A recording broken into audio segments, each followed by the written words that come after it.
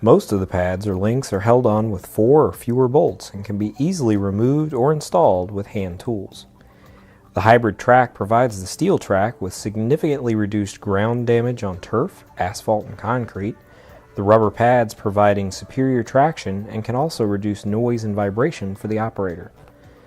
Rubber pads can be removed to create an all-steel track that will stand up to almost any harsh conditions and challenging environments.